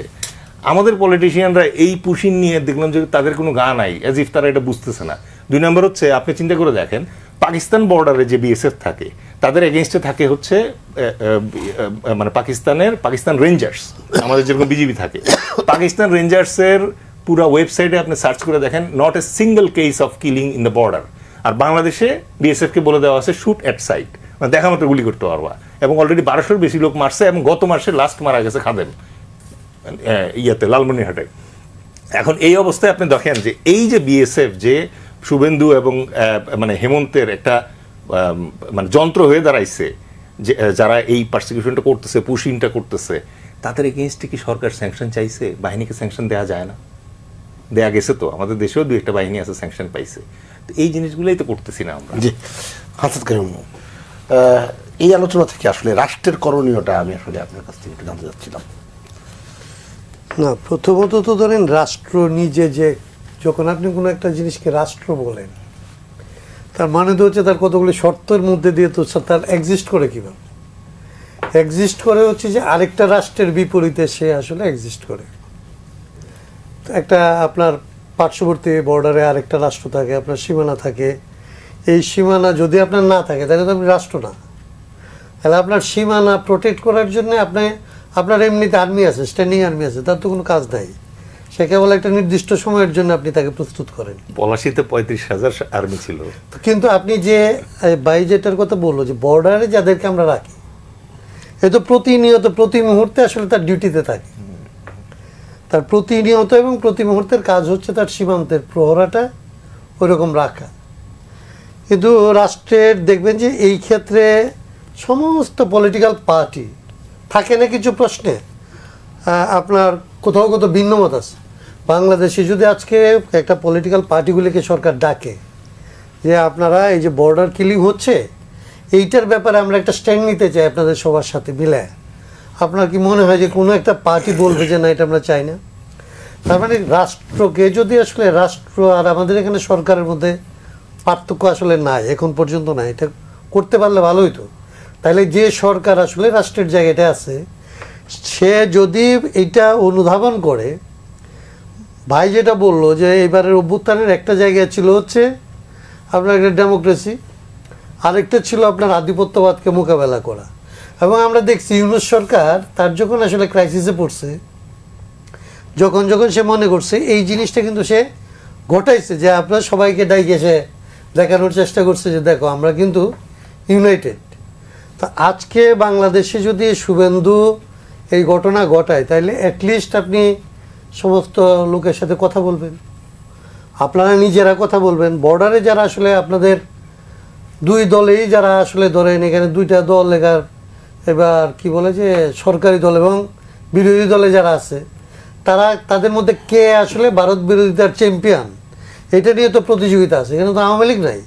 তাহলে সীমান্তের এই আসনগুলিতে জামাত ইসলামী এবং বিএনপি এই দুইটা দিন মিলেই তো আছে তারা, কিন্তু তাদের মুখে কুলো পাইটে দিচ্ছে কে কথা বলার জন্য? কথা বলছে না কেন? এবং ধরেন এই যে ঘটনাগুলি, শুভেন্দু তো কোনো একটা লোক না, শুভেন্দু তো হচ্ছে পশ্চিমবঙ্গের মুখ্যমন্ত্রী, এবং সে যে ভাষায় কথা বলতেছে, এইটাকে ধরেন আমরা কি কোনোভাবে মানে পার্লামেন্টে বলছি না, পলিটিক্যাল মাঠে বলছি না, অন্যান্য আমাদের আন্তর্জাতিক ফোরাম যেখানে সেখানে আমরা বলছি না, এমনকি তাদের সাথে যে আমাদের আসলে প্রতিক্রিয়া জানানো, যে তুমি যে এইখানে পশ্চিমবঙ্গে কিংবা আসলে ভারতে যে তুমি সাম্প্রদায়িক আচরণটা করো, এইটার ফলাফল তো আমার ঘাড়ের উপরে পড়ে এবং আমি তো আক্রান্ত বোধ করি। আমার এখানে তো সাম্প্রদায়িক শক্তি আসলে তোমার উস্কানিতে এখানে একরকমভাবে অ্যাক্ট করার একটা সুযোগ পায়। তো তুমি কেন আসলে সরকারের থেকে এই তোমার দেশে এবং এই সাউথ ইস্ট এশিয়ার মধ্যে সাম্প্রদায়িক রাজনীতিকে ছড়ানোর এই কাজটা তুমি কেন করতেছো? এইটা নিয়ে এখানকার কোনো একজন হাইকমিশনারকে ডাকছে? আর বাংলাদেশে এত হাইকমিশন, ইন্ডিয়ান হাইকমিশনের এরকম লালমনিরহাটে শাখা থাকবে, সিলেটে শাখা থাকবে, রাজশাহীতে শাখা থাকবে, এত শাখা লাগে কেন তার? সেটা আপনি হাসিনা দিছে, হাসিনার গভর্নমেন্ট তো এখন না, আপনি হাসিনার গভর্নমেন্টের বাইরে আসছেন, তাইলে এই সমস্ত কমিশনকে কি আপনি আসলে নজরদারিতে রাখছেন? কি কাজ করেও কোথায় কোথায় ও পূজা কমিটি বানায়, কোথায় কোথায় গিয়ে ও কাদেরকে আসলে নিয়ে মিটিং করে। আপনার শ্রীমঙ্গল একটা জায়গা, প্রতি সপ্তাহে এদেরকে ওনাকে ভিজিট করে, মানে কি 40-48টা অর্গানাইজেশন ওইখানে কাজ করে হচ্ছে এখানে সাম্প্রদায়িক উস্কানি দেওয়ার জন্য। তাহলে আমাদের মতো লোক যদি জানি, ওইখানকার নাগরিকরা যদি জানে, তাহলে তাদের এমপি আছে, তাদের পার্টি তো আমাদের চেয়ে 10 গুণ বড় না, 100 গুণ 200 গুণ বড়। তো যে পার্টিগুলির লোকজন আছে তাদের কোনো রেসপন্স আমরা দেখি না। রাষ্ট্র থাকার অর্থ মানে আপনি রাষ্ট্রের দায়িত্ব বলতেছেন না, রাষ্ট্র এক্সিস্ট করে মানে হচ্ছে অন্য রাষ্ট্রের বিপরীতে দাঁড়ায় আসলে তার এই সমস্ত জিনিস নিয়ে এসে দাঁড়ায় থাকে একেবারেই। এটা তার শত্রুতা বলেন, শত্রুতা, তার অস্তিত্বই আসলে শত্রুতা দিয়ে শুরু হয়। কোনো রাষ্ট্র অন্য রাষ্ট্রের সাথে শত্রুতা ছাড়া তার অস্তিত্বই ঘোষণা করতে পারে না। আর এখানে দাঁড় করানো হয়েছে এখানকার বুদ্ধিজীবীরা মিলে, এখানকার সাংবাদিকরা মিলে, এখানকার রাজনীতিবিদরা মিলে একটা ধরেন এরকম ধারণা দাঁড় করানো হয়েছে যে আমাদের বন্ধু রাষ্ট্র আছে, আমাদের বন্ধু রাষ্ট্র আমাদের হয়ে যা ইচ্ছে তা করতে পারে। তো এই সমস্ত ভেরি কনসেপশন একেবারে ধরেন এরকম রং কনসেপশনের উপর যদি রাষ্ট্র সরকার দাঁড়ায় এবং সরকার যদি সেইভাবে ভূমিকা নেয়, তাহলে আপনি যে ভূমিকা আশা করেন এটা আপনি পাবেন না। প্রথমত জনগণ যেরকম এখানে অভ্যুত্থান করছে এই আধিপত্যবাদের বিরুদ্ধে দাঁড়ায়, এই সরকারকে বুঝতে হবে যে মানুষ তাকে আধিপত্যবাদ বিরোধী শক্তি হিসাবে এখানে দেখতে চায় বলে এখানে আনছে, এবং সেই ভূমিকা সে পালন করতে না পারলে তাদের তো তেমন কিছু হয় না, কিন্তু জাতি হিসাবে কিংবা আসলে এখানকার রাষ্ট্রজন হিসাবে আমরা খুব, ভাই যেটা বললো যে আমাদের জন্য এরকম ছক কাটা বিপর্যয় না থাকলেও বিপদের একটা ছক তো থাকেই, সেই বিপর্যয়ের দিকে আমাদের যাইতে হবে। তো সেইটা নিয়ে আমরা বলতে চাই যে সরকারের দায়িত্ব হচ্ছে এই সমস্ত ক্ষেত্রে সব ধরনের বিভেদ বুঝলে আসলে এক ধরনের ঐক্যবদ্ধ অবস্থা তৈরি করা। জি, অধ্যাপক মাহবুবুল্লাহ, বন্ধু রাষ্ট্রের কথা বলা হচ্ছিল যে তাহলে বন্ধু রাষ্ট্রের অন্যায়ের বিরুদ্ধে কথা বলতে সমস্যা কোথায়? সেটা সংসদে হোক বা বাইরে হোক। পৃথিবীতে বহু রাষ্ট্র আছে, জি, কিন্তু একটা রাষ্ট্রকেই আমরা বন্ধু রাষ্ট্র বলি, অন্যদেরকে বলি না। এটা একটা প্রশ্ন, মহাপ্রশ্ন। দ্বিতীয়ত হচ্ছে যেটা আসনাদ কায়ুম সাহেব বললেন যে রাষ্ট্র মানেই হচ্ছে অনিবার্যভাবে তার শত্রু থাকবে, এবং অন্য রাষ্ট্র আজ হোক কাল হোক স্বার্থের দ্বন্দ্ব তার সঙ্গে হবে। সুতরাং বন্ধু রাষ্ট্র বলতে তেমন কিছু থাকার কথা না। আর যে কারণে ভারতকে বন্ধু রাষ্ট্র বলা হচ্ছে সেটা হচ্ছে ৭১-এর যুদ্ধের সময় ভারতের যে সহায়তা, সেই জন্য। তো এখানে আমরা বাংলাদেশ হওয়ার পরপর যে রাজনীতি আমরা করতাম মৌলানা ভাসানীর নেতৃত্বে, তো সেটা হচ্ছে যে একটা কথা আছে না যে ১ পয়সা ভিক্ষা দিলে ৭০ পয়সার সওয়াব পাওয়া যায়। তো ভারতও আমাদেরকে ১ পয়সার ভিক্ষা দিয়ে ৭০ পয়সার সওয়াব আদায় করে নিয়েছে এবং সেটা করে চলেছে। এবং সেই সময় থেকেই ভারতের যে আচরণ সেটা কোনো ক্রমেই বন্ধুসুলভ আচরণ নয়। তো সেটা শুরু হয়েছিল ভারতীয় আর্মি যখন এখানে পাকিস্তান আর্মিকে সারেন্ডার করায়, তারপর এখানে যখন তারা থাকে তখন এখানকার পাকিস্তান আর্মির ফেলে যাওয়া অস্ত্রশস্ত্র, শুধু অস্ত্রশস্ত্র নয়, আপনার আমাদের দোকানগুলোতে, বিপণী বিতানগুলোতে আপনার মূল্যবান অনেক সামগ্রী ছিল, বিদেশি ঘড়ি ছিল এবং বিদেশি নানান ধরনের ইলেকট্রনিক যন্ত্রপাতি ছিল। এইগুলো তারা দেদারসে নিয়ে গেছে ট্রাক ভর্তি করে, এবং এইটার আর্থিক মূল্য কত সেটা এখন পর্যন্ত নির্ধারণ করা হয়নি। শেখ মুজিবুর রহমানের আমলে পার্লামেন্টে এটা নিয়ে কিন্তু প্রশ্ন উঠেছিল। সেই সময় পার্লামেন্টে অপোজিশনের মাত্র ৭ জন প্রার্থী, তারপরেও কিন্তু কথাটা উঠেছিল যে আমাদের অস্ত্রগুলো গেল কই। তখন একটা কমিটি করে আপনার খালেদ মোশাররফের নেতৃত্বে ভারতে পাঠানো হয়, এবং খালেদ মোশাররফ সেখানে গিয়ে কথাবার্তা বলে যে অস্ত্র ফেরত দাও, কিন্তু শেষ পর্যন্ত ভারত কিছু অস্ত্র ফেরত দিল। আমার মনে আছে সেই সময়কার পত্রিকার যে রিপোর্ট, তারা 14টা ফিল্ড গান ফেরত দিয়েছিল। নিয়েছে যে কত তার তো কোনো হিসাব নিকাশ নাই। এবং বিভিন্ন সময়ে তারা আমাদের প্রতি বৈরী আচরণ করেছে, পানি নিয়ে বৈরী আচরণ, সীমান্ত নিয়ে বৈরী আচরণ, আমাদের দেশের অভ্যন্তরে নানান রকম বিশৃঙ্খলা অস্থিরতা জিয়ে রাখার জন্য। এই যে এখন সীমান্তে যেটা হচ্ছে, যে পুশিন হচ্ছে, এই পুশিনের অনেক ব্যাখ্যার মধ্যে একটা ব্যাখ্যা হচ্ছে যে আমাদের সরকার প্রধান তিনি চীন সফরে গিয়েছেন এবং চীনের সঙ্গে একটা ঘনিষ্ঠ সম্পর্ক শুরু হওয়ার একটা সুযোগ দেখা দিয়েছে, এবং হয়তো সেটা হবেও। কিন্তু এটা যাতে না হয়, এই সফর যাতে না হয়, একটা চাপ সৃষ্টি করার জন্য বর্ডারে এত ধরনের কাণ্ড কারখানা শুরু করেছে ভারত। এইটা তো আমাদেরকে খেয়াল রাখতে হবে। আরেকটা হচ্ছে আমাদের রাজনীতিতে পরিণত বুদ্ধির অভাব প্রচণ্ডভাবে সেটা আছে। সেটা হচ্ছে আমরা ৭১ সালে যুদ্ধ করেছি স্বাধীনতার জন্য, কিন্তু এক মুহূর্তের জন্য ভাবতে পারি নাই যে এই স্বাধীনতার জন্য এক সময় না এক সময় আমাদের বড় বাধা হয়ে দাঁড়াবে ভারতীয় আধিপত্যবাদ, সেটা আমরা চিন্তার মধ্যে নেই। যদি আমরা চিন্তার মধ্যে নিতাম তাইলে যুদ্ধের কৌশল, যুদ্ধের কর্মকাণ্ড বা যুদ্ধের যে রণনীতি যেটাকে বলা হয়, এইটা একটা ভিন্ন ধরনের হতো।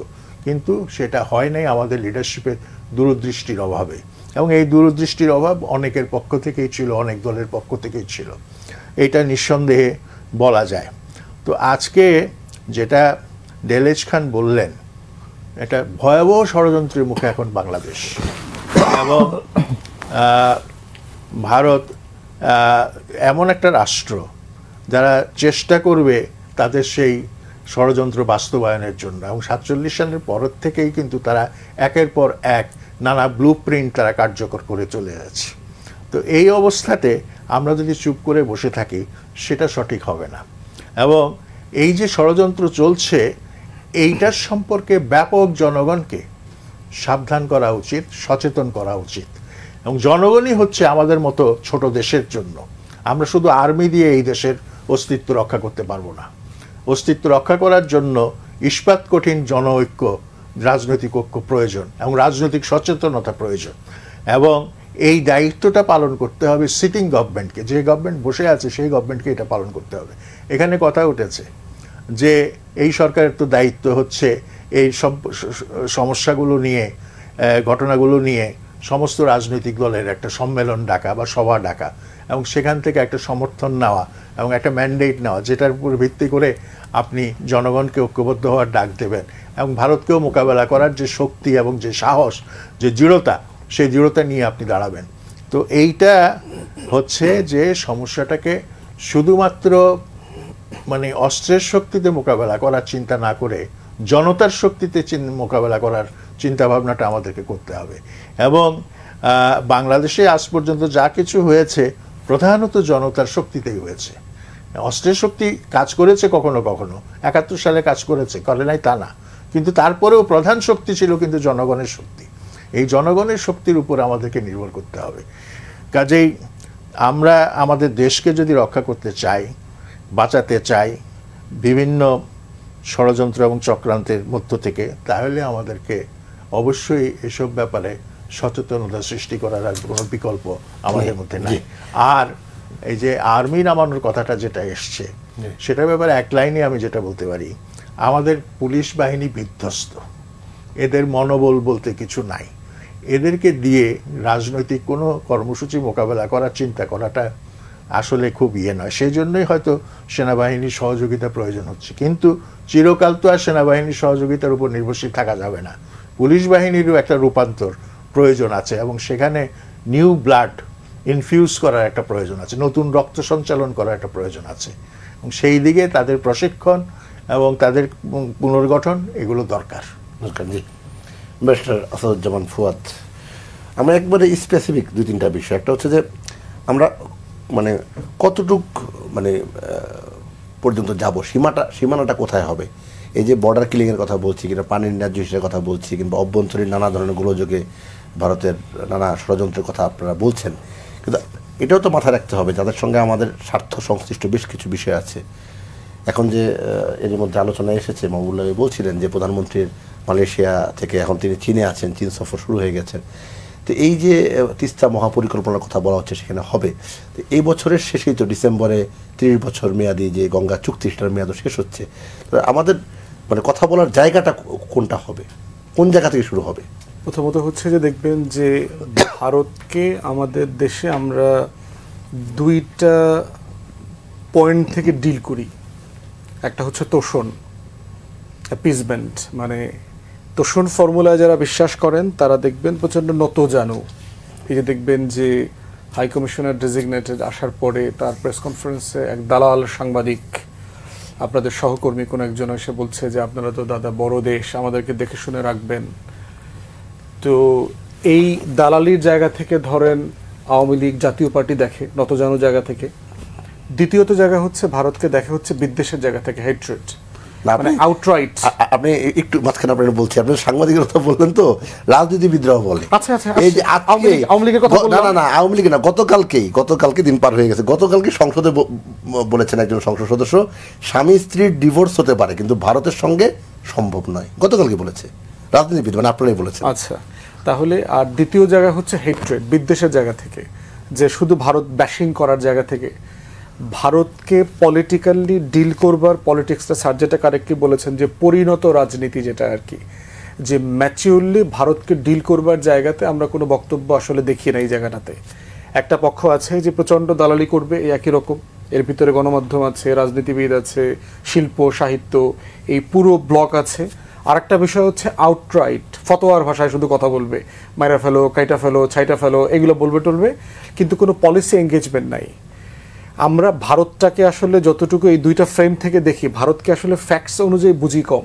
আসলে ভারত কি জিনিস, ভারতের জুতোয় বসে ভারতকে চিন্তা করতে পারাটা। ডেল ভাই 3জন মিলিটারি এক্সপার্টের কথা বলেছেন, ওখানে একটা অপশন মানে ড্রপ আউট করেছেন, চুক্তির কথা বলেছেন, যে চায়না বাংলাদেশের সাথে একটা চুক্তি করতে বাধ্য করা, যেখানে বাংলাদেশ সিকিউরিটি ক্লজ দেবে, চায়না এবং পাকিস্তানকে এই অঞ্চলে কোনো স্পেস দেওয়া হবে না, অ্যাক্সেস, আমার সভারেন্টিকে চ্যালেঞ্জ করবে, এরকম একটা চুক্তির অপশনও তারা প্রস্তাব করেছে। লুইজিয়ানা এগ্রিমেন্টের কথা তো বলেছি আর কি, কেনা বেচার জায়গায়। তাহলে এখন দেখেন ভারতকে আমরা কতটুকু বুঝি, আমরা কি কখনো চিন্তা করি, আমরা কি এইভাবে ভাবি যে আমাদের যতটা না ভারতের উপর নির্ভরতা আছে, ভারতের তার থেকে শতগুণ আমাদেরকে ভয় পাওয়ার কারণ আছে। ভারতের 1/3 উপরে বড় জায়গা আমাদের বাংলাদেশের পেটের মধ্যে। ভারত একটা গরিব দেশ, সে ডেল ভাই ভালো বলতে পারবেন, নিজের দেশের 7টা ফ্রন্টে মিলিটারি ডিপ্লয় করা তার as it is now we talk. সেই রকম একটা রাষ্ট্র, সে কতটা দুর্বল এবং ভঙ্গুর। ভারতের যত বিপ্লব, যুদ্ধ, বিজয় সব দেখবেন বলিউডের মুভিতে। শাহরুখ খান যাচ্ছে, পাকিস্তানের পতাকা ফালায়া দিতেছে, ওই বরফের ভিতরে চায়নাকে খায়া ফালাইতেছে। যুদ্ধকে সে কখনো তো জিতে নাই। গত পুরো 47 সাল থেকে ভারত কারোর সাথে কোনো যুদ্ধে জিতছে? রিসেন্টলি দেখেন আপনার আপনার শ্রীলঙ্কা, মালদ্বীপ, নেপাল, তাকে যে ভাষায় অপমান করেছে, কোন কোন ভাষায় বাকি, সে প্রত্যেকটা যুদ্ধে তার একমাত্র ফরেন পলিসি সাকসেস হচ্ছে 71 বাংলাদেশ। এছাড়া তার কোনো ফরেন পলিসি সাকসেস নাই। বর্ডারে তার অবস্থা এত খারাপ, সে বেতন দিতে পারে না। দেখবেন বর্ডারে বিএসএফ এর সোলজাররা লাইভে আত্মহত্যা করছে, তারপরে অভিযোগ দিচ্ছে যে আমরা 3 দিন ধরে খাবার পাই না, এখানে ডেলিভারি নাই, এই খাবারের ছবি দেখাইছে। সার্জিক্যাল স্ট্রাইকের সময় যখন পাকিস্তান রিটালিয়েট করেছে, 40,000 ইন্ডিয়ান সোলজার বর্ডারে ছুটির জন্য আবেদন করেছে ভয়ে। তো এখন আমরা এটা নিয়ে কখনো কথা বলি যে ভারত কি পরিমাণ ভালনারেবল স্টেট? আপনি দেখবেন ভারত সম্পর্কে বলা হয় যে হ্যাঁ এত বড় দেশ, এত বড় অর্থনীতি। ভারতের অর্থনীতির অবস্থা, ভারত রাষ্ট্রের কথা আমি বলি হচ্ছে বস্তিতে অথবা অভাবী পল্লীতে দেখবেন অপুষ্টিতে ভোগা ছেলে মেয়েদের মতো। ওর দেখবেন হাতটা অনেক চিকন, পাটা চিকন, মাথাটা একটু মোটাসোটা, পেটটা অনেক বড়। দেখবেন ওর পেটে কৃমি প্রচুর, অপুষ্টির কারণে প্রচুর জীবাণু, ভাইরাস, প্যারাসাইট ওর পেটে আছে। ভারত রাষ্ট্রটা হচ্ছে অপুষ্টিতে ভোগা একটা ফ্র্যাকচার স্টেট, যে স্টেটে কোনো পলিটিক্স নাই। দেখেন শুধু বিজেপি সারা রাষ্ট্রে কি করছে, সব রাজনৈতিক দলকে তিমির মতো খেয়ে ফেলতেছে, তার কোনো পলিটিক্স নাই। তো এই যে ভারতের দুর্বলতার জায়গা, সেই বিষয়টা নিয়ে কোনো আলোচনা নাই। আলোচনা কোথায় করবেন? অপোজিশনের এমপি 147-এ আপনার পার্লামেন্টে আলোচনা করবার জন্য নোটিশ দিয়েছেন, সরকার নোটিশটা অ্যাপ্রুভ করে লাস্ট আওয়ারে সাসপেন্ড করে দিয়েছেন। আলোচনাটা হবে কিভাবে? সিকিউরিটি ইস্যু থাকলে আপনি বলতে পারেন, যেটা আমরা ডাউনিং স্ট্রিটে হোয়াইট হাউসে দেখি, প্রাইম মিনিস্টার বিভিন্ন দলের প্রধানদেরকে ডাকেন, চায়ের জন্য ডাকেন। সিকিউরিটি ইস্যু, আমরা পার্লামেন্টে কথা বলতে পারছি না, these are the propose road map, আমরা সবাইটিতে একমত হতে পারি কিনা। তখন আপনি জয়েন্টলি ব্রিফিং করেন বাংলাদেশের জন্য যে দিজ আর আওয়ার প্ল্যান, আমরা এটা এইভাবে করব। আমাদের জায়গা থেকে আমরা কি মনে করি যে কি করা উচিত? প্রথমত হচ্ছে গণমাধ্যম এবং আমরা যারা রাজনৈতিক কর্মী আছি, ভারত ইস্যুটাকে একটা পলিসি ফ্রেমে আনা, স্বাধীনতা সার্বভৌমত্বকে সামনে রেখে, এবং আমার রেড লাইট সেট করে দেওয়া দিল্লিকে বুঝাইতে হবে these are my red lights. এইটা ক্রস করলে you will not be tolerated. আমরা ছোট দেশ, কিন্তু ছোট দেশের বড় দেশকে নাস্তানাবুদ করানোর ঘটনা পৃথিবীতে আছে। 20 কোটি মানুষের দেশ, কিন্তু ভারত পাকিস্তান কিন্তু অস্ত্র ধরে যুদ্ধ করে রক্ত দিয়ে যেতে নাই। এই দেশ কিন্তু রক্ত দিয়ে যুদ্ধ করে জেতা স্বাধীন দেশ। অত মাথায় রাখতে হবে যে এই দেশের মানে মনস্তত্ত্ব আপনি বুঝতে হলে সীমান্ত বুঝতে হবে। ওই যে আমার কৃষক চাঁপাইনবাবগঞ্জের বাবুল কাস্তে হাতে নিয়ে ফাইট করতে গেছে না, লাঠি নিয়ে দেখতেছেন না প্রত্যেকদিন বিজিবির পাশে দাঁড়ায় থাকে আমার হাজার হাজার মানুষ, আর ওই দিক থেকে ঢিল মারার পরে ওরা দৌড়ায় পালায়। এই হচ্ছে বাংলাদেশের স্বাধীন চেতা মানুষ। করণীয় কি? নাম্বার 1, আমি ইতিমধ্যে এটা বলেছি, প্রেস ব্রিফিং করে আমার পার্টির পক্ষ থেকে বলেছি যে সীমান্ত শহীদ থেকে শুরু করে সীমান্তে যারা হতাহত হয়েছেন, সীমান্তে যত হামলা হয়েছে, আমাদের সম্পত্তি চুরি হয়েছে, এর ক্ষতিপূরণের পুরোটা মিলে একটা ডসিয়ার করতে হবে ইংলিশে এবং চাইনিজ থেকে শুরু করে বড় বড় গুরুত্বপূর্ণ ভাষায় আরবিতে করে সারা পৃথিবীতে এটা ডিসেমিনেট করতে হবে আমাদেরকে, এই dossier, just two expose Indian hegemony across the border. তারা ইন্টারন্যাশনাল আইন, কনভেনশন, প্রোটোকল কি লঙ্ঘন করছে সেগুলো এক্সপোজ করতে হবে। দ্বিতীয়ত হচ্ছে আপনি আমার দেশের ডিপ্লোম্যাটদেরকে ডাকেন, তাদেরকে ব্রিফ করেন হোয়াটস গোয়িং অন। আমার দেশে তো সারা দুনিয়ার গুরুত্বপূর্ণ সব রাষ্ট্রের প্রতিনিধি এখানে আছে, যে C this is what's happening, Bharat কিভাবে আমার ইন্টারন্যাশনাল আইন, প্রোটোকল বর্ডারে লঙ্ঘন করছে। থার্ড হচ্ছে আমার ডিপ্লোম্যাটদেরকে আপনি বর্ডারে নিয়ে যান, অ্যামনেস্টি ইন্টারন্যাশনাল, ইউনাইটেড নেশনসের হিউম্যান রাইটস ওয়াচ থেকে শুরু করে সব সংগঠনগুলোকে ডাকেন, ডেকে আপনি নোম্যান্স ল্যান্ডে এই যে শত শত মানুষকে রাত 2টার সময় নিয়ে যাচ্ছে, ফেলে যাচ্ছে, ওদেরকে দেখাইতে নিয়ে যান, ওদের সাথে কথা বলুক, সবাই বলুক, এক্সপোজ করে দেন। সবচেয়ে বড় অপরচুনিটিকে দেখেন যে বাংলাদেশ এইবার আপনার আমাদের ফরেন মিনিস্টার সে জেনারেল অ্যাসেম্বলির প্রেসিডেন্ট নির্বাচিত হয়েছে, হিউজ এক্সপোজার, প্রতি বছরই হয়, কিন্তু 5th ইয়ারে যেটা হচ্ছে সেক্রেটারি জেনারেল নির্বাচন হবে। অতএব এই বছরে যেহেতু মহাসচিব বদল হবে, আপনি বাংলাদেশ রাষ্ট্র হিসাবে আমি 2 জন মহাসচিবের সাথে ক্লোজলি কাজ করার সুযোগ পাবো। পুরো জেনারেল অ্যাসেম্বলিতে সারা দুনিয়া বাংলাদেশের মানুষটা এবং পতাকাটার দিকে তাকায় থাকবে। প্রত্যেক রাষ্ট্রের সাথে আপনার এনকাউন্টার হবে, এক্সপোজার হবে, এঙ্গেজমেন্ট হবে। অতএব আমি যদি কারেক্টলি ব্যাকডোর ডিপ্লোমেসি করতে পারি, সারা দুনিয়াতে ইন্ডিয়ান এই যে যাচ্ছে তার যে অন্যায্য আচরণ গত 55 বছরের, সেটাকে আমরা তুলে ধরতে পারবো। এবং এই জায়গাটা তুলে ধরবার যে ঐতিহাসিক অপরচুনিটি আসছে, বাংলাদেশ সরকার এটা ব্যবহার করবার কোনো জায়গা এখন পর্যন্ত নিচ্ছে না। স্বরাষ্ট্রমন্ত্রী দেখবেন যে বার্মা সীমান্তে কাঁটাতারের বেড়া দিবে এগুলো বলছেন, কিন্তু ভারত সীমান্ত নিয়ে আমাদের যা যা করা দরকার সেটা নিয়ে উনি বলছেন কিছু কিছু জায়গায় এটা ভেবে দেখব। গতকাল কি বললাম যে আপনার পুরাতন প্রোটোকল যেটা একটা অবৈধ চুক্তি গোপনে করে গেছে, সেটা নিয়ে সরকার এখন পর্যন্ত কোনো নড়াচড়া করছে না। আপনি জানেন যে বাংলাদেশ ভারতের ভাই জানবেন 75-এর বর্ডার প্রোটোকল আছে, 175 গজের ভিতরে আপনি 2 দেশে কোনো স্থাপনা নির্মাণ করতে পারবে না unless they mutually agree to it. সেইটার খেলাফ করে ভারত 3 বিঘা করিডোরে আপনার 150 গজের ভিতরে না, শুধু হাজার হাজার কিলোমিটার ধরে 150 গজের ভিতরে কাঁটাতারের বেড়া দিয়েছে। তারা এই কাজটা অন্তর্বর্তীকালীন সরকার এবং এখনও কন্টিনিউ করতে চায়। সংকটটা কেন হচ্ছে সীমান্তে? কারণ সে 150 গজের ভিতরে বেড়া দিতে চায়। বাংলাদেশ এটা প্রোটেস্ট করেছে। গত বছর ইন্টারিম অ্যাডমিনিস্ট্রেশন হাই কমিশনারকে ডেকেছে যে আপনি কেন এটা চেষ্টা করছেন, এটা তো 75-এর প্রোটোকলের মধ্যে পড়ে না, এটা তো we are agreed to it and bound by it. তখন প্রণয় ভার্মা এক্সপোজ করেছে 2010 সালে হাসিনার সাথে করা একটা গোপন চুক্তি, যেটা Bangladesh government's official did not no.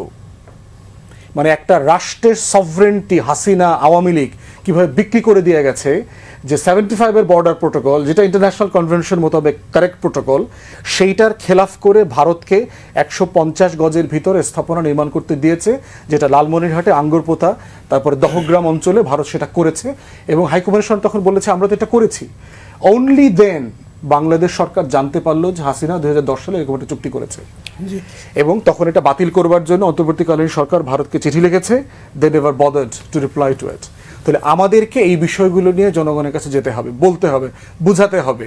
যারা আওয়ামী ফ্যাসিবাদকে নতুন করে পুনর্বাসন করতে চান, রাজনৈতিক দল আকারে তাকে দেখতে চান, তাকে সিদ্ধান্ত নিতে হবে যে আপনি বাংলাদেশের পক্ষে, সভরেন্টির পক্ষে, না আওয়ামী ফ্যাসিবাদের মধ্য দিয়ে ভারতের স্বার্থ রক্ষার পক্ষে। অবস্থান খুব পরিষ্কার। জি, আমরা শেষ পর্যায়ে খুব সংক্ষেপে নীরজ খান আপনার কাছে জানতে চাও। আপনি জানেন যে প্রধানমন্ত্রী মালয়েশিয়া সফর করেছেন, এই মুহূর্তে চীনে অবস্থান করছেন। মালয়েশিয়ায় যে বিষয়গুলো মূলত আমাদের যে শ্রমিকরা রয়েছে, সেই শ্রমিকদের আরও যাতে যেতে পারে এবং যারা সেখানে আটক অবস্থায় আছে অবৈধ শ্রমিক, তাদের কীভাবে বৈধকরণ করা যায়, ফেরত আনা যায় যারা একবার জেলখানায় রয়েছে, এছাড়া বেশ কিছু কথা হয়েছে, চুক্তি হয়েছে।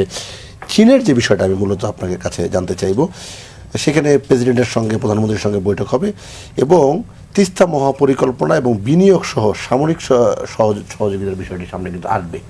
তো এই যে আজকের যে আলোচনাটা হলো, আলোচনার এই পর্যায়ে এসে আপনার কাছে আমার প্রশ্নটা হচ্ছে যে চীনের সঙ্গে নতুন করে বর্তমান সরকারের যে কৌশলগত সম্পর্কের অগ্রগতি, এতে কি যাদের কিনা তখন আলোচনা করলাম তারা কি কোনো মাইন্ড করবে কিনা, বা মাইন্ড করলে সেটা প্রতিক্রিয়া কি হবে? বলতে লজ্জা পাচ্ছেন জি কেন?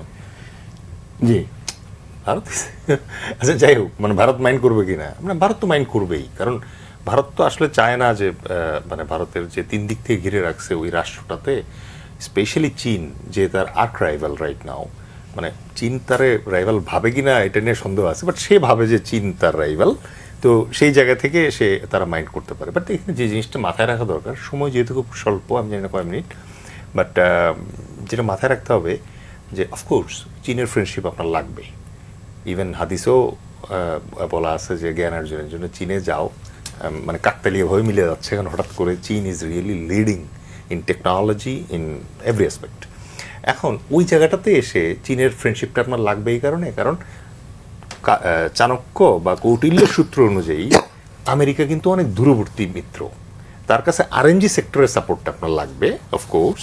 বাট আমার দেশ যখন আক্রান্ত হবে তখন কিন্তু নিয়ারেস্ট মানে ফ্রেন্ড হচ্ছে আমার এনিমির এনিমি। সেক্ষেত্রে চাণক্যের, ইন্ডিয়ার চাণক্য এবং কৌটিল্যের সূত্র অনুযায়ী চায়না হচ্ছে আমার আলটিমেট ফ্রেন্ড। তাহলে এটা হচ্ছে 1 নাম্বার। এখন আমি বক্তব্য লম্বা করবো না, তারা আমাদেরকে যে বিমানটা সেখান থেকে আমরা কেনার চেষ্টা করতেছি, absolutely it's going to change the game in this sector. ঠিক আছে, আপনার এই মাল্টিরোল এয়ারক্রাফট যদি ধরেন 1 স্কোয়াড্রন থাকে, তাহলে আপনি এখানে মানে আমাদের এয়ারফোর্সের যে capacity, I just remind you, আমাদের কিন্তু মানে আমাদের ওই যে শফিউর সাহেবের মতো বিখ্যাত ওয়ার্ল্ড ক্লাস পাইলট আমরা প্রডিউস করছি। সো আমাদের পাইলটদের ক্যাপাসিটি আছে, যদি এই এয়ারক্রাফট থাকে তাহলে উই ক্যান প্লে হ্যাভক। এবং এই এয়ারক্রাফট যদি আমাদের এই রোহিঙ্গা ইনফ্লাক্সের আগে থাকতো, তাহলে একটা রোহিঙ্গাও ঢুকতো না, আপনি নিপে মনে করেন যে গুনে গুনে বোমা ফেলতে পারতেন। যাই হোক, কারণ ওটা আসলে পরে পুরো ডিনামিকটা চেঞ্জ হয়ে যাবে, কারণ আগে এতদিন ধরে গত 54 বছর ধরে ইন্ডিয়া এনশিওর করছে যে ওকে এইটা নিয়ে ভাবার দরকার নেই, থ্রেট নাই। এখন ধরেন S-400 আনতে হবে, সব কিছু আনতে হবে, বিকজ মানে সামরিক বিজ্ঞানে, সমর বিজ্ঞানে অঙ্কটা এভাবেই হয়। আপনি যখন লাঠি আনবেন আমার ঢাল আনতে হবে, আপনি যখন বুলেট আনবেন আমার শিল্ড আনতে হবে, এই ইটস হ্যাপেন লাইক দ্যাট। ওখান থেকে আমি যেটা বলবো চায়নার ব্যাপারে, মানে China can help us in our defence policy, China can help us আমাদের ওই যে তিস্তা যে ক্রাইসিসটা আছে ওটার ব্যাপারে। মোস্ট ইম্পর্টেন্টলি যেটা আমাদের এখানে মাথায় রাখতে হবে যে চায়না আপনাকে হেল্প করবে, কিন্তু we should not become proxy of China. এটার ব্যাপারে খুব কেয়ারফুল থাকা লাগবে। চায়নার কাছ থেকে আপনি লোন নেন, কিন্তু আবার ঋণের ফাঁদে পড়েন না। চায়নার কাছ থেকে আপনি সাপোর্ট নেন, কিন্তু আপনি আবার এনশিওর করেন বঙ্গোপসাগরে চাইনিজ বেস বানাইতে দিয়েন না। দিলে পরে যেটা হবে, প্রক্সির আসলে দাম নাই ভাই। গার্লফ্রেন্ডের কাছে অ্যাট্রাকশন থাকে, বাট একটা মানে প্রস্টিটিউটের কাছে কিন্তু আর কোনো ধরনের অ্যাট্রাকশন কেউ ফিল করে না। Thank you. আমরা একই বিষয়ে হাসান কাইয়ুম আপনার কাছে জানতে চাইব, প্রধানমন্ত্রীর চীন সফরের বিষয় মূলত। না, আমাদের তো ধরেন যেটা হচ্ছে যে এমনিতে ভাই যেটা বললেন, এটা হচ্ছে ধরেন একটা স্বাভাবিক নিয়ম যে আসলে রাষ্ট্র হিসাবে তো আপনার এমনিতেই চীনকে আপনার লাগবে। ধরেন এইগুলি যদি আমি বাদও দিই, ধরেন আমার প্রতিবেশী আমার শত্রু না, আমার প্রতিবেশীর সাথে আমার ভালো সম্পর্ক আছে, তারপরেও আসলে চীন দুনিয়াতে এখন যে অবস্থার মধ্যে আছে, এবং আপনার চীনের সাথে আসলে যে বাণিজ্যিক এবং অর্থনৈতিক যে অবস্থাটার মধ্যে আপনি আছেন, আপনার চীনকে বিবেচনায় নিতেই হবে এবং চীনের সাথে আপনার সম্পর্ক লাগবে। কিন্তু এইটাই হচ্ছে প্রশ্ন যেটা ভাই বলতেছিলেন যে আপনি এইরকম কি আসলে চীনের সাথে সম্পর্ক মানেই ভারতের সাথে বিরোধিতা, কিংবা ভারতের সাথে বিরোধিতা মানেই চীনের সাথে সম্পর্ক, বিষয়টা এইভাবে না। যেটা আসলে ফুয়াদও বলার চেষ্টা করছিল এর আগে, যে আসলে আমি আমার বাংলাদেশকে আসলে কোন জায়গায় দেখতে চাই, আমার বাংলাদেশের প্রসপারিটি আসলে কোথায়, বাংলাদেশের সামনে আসলে সম্ভাবনার জায়গা কী, বাংলাদেশের সামনে আসলে বিপদের জায়গা কী। যদি আসলে দুনিয়া এখন ধরেন একটা কথা শুধু আমি বলি চীন সম্পর্কে, ধরেন চীন এই কিছুদিনের মধ্যে তাদের ইউনিভার্সিটিগুলি থেকে প্রায় 1500 সাবজেক্ট চেঞ্জ করছে, করে সে নতুন করে 1010 জিনিস ইন্ট্রোডিউস করতে চাইতেছে, এআই রিলেটেড কিংবা এই ফিউচার টেকনোলজি রিলেটেড। সে গোটা দুনিয়ার সাথে, এমনিতেই তো এবার আপনি আমেরিকার সাথে ইরানের যে যুদ্ধ, সেই যুদ্ধে তো আমরা দেখছি আসলে টেকনোলজি কি করে, এবং ভাই যেটা বললো যে ট্রেডিশনাল কনভেনশনাল ওয়ার তো আসলে চেঞ্জ হয়ে অন্য একটা শেপ নিচ্ছে। যেটা মাহবুবুল্লাহ ভাই বলতেছিলেন, আমাদের জনগণ এবং আমাদের আসলে সাহস, আমাদের আসলে ওই টেকনোলজিক্যাল সামর্থ্য, এইগুলি বাড়াইতে হইলে এবং আমাদেরকে সার্ভাইভ করতে হইলে চীনের মতো রাষ্ট্রের সাথে আসলে সম্পর্ক একটা বন্ধুত্বপূর্ণ এবং ঘনিষ্ঠ সম্পর্ক সব দিক থেকেই লাগবে। এবং সেই দিক থেকে শুধুমাত্র যেটা লাগবে এটা হচ্ছে ভাই শেষে যেটা বলছিল যে আমরা যেন কারো দ্বারা যেন আমরা একদম এরকম একটা প্রক্সি জায়গায় না যাই যে সে তার যুদ্ধ আমাকে দিয়ে করাবে কিংবা আরেকজন তার শত্রু আমাকে দিয়ে করাবে। নো, আমার স্বার্থে অন্যের যেটা আসলে সহায়ক সম্ভব সেই সহায়তাটা আমরা নিতে চাই, অন্যের দ্বারা ব্যবহৃত হওয়ার জন্য না। জি, অধ্যাপক মাহবুবুল্লাহ, বাংলাদেশকে আসলে কোন জায়গায় দেখতে চান?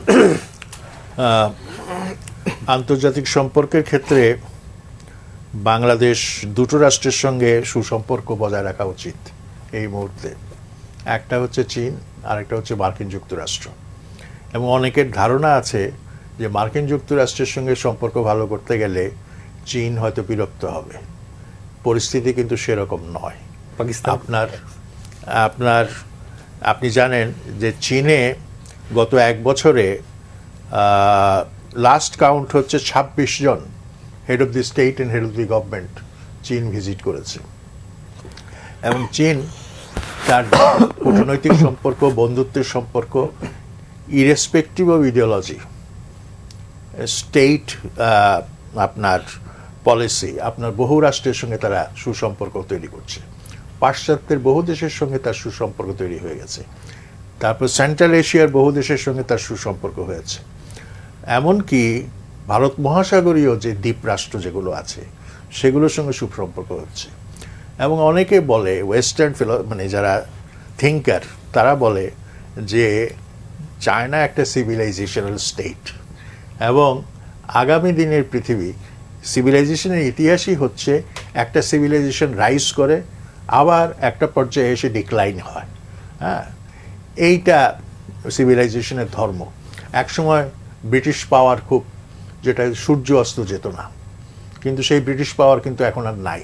সুয়েজ যুদ্ধের পরে ব্রিটেনের সেই প্রিএমিনেন্স যেটা, সেটা নষ্ট হয়ে গেছে।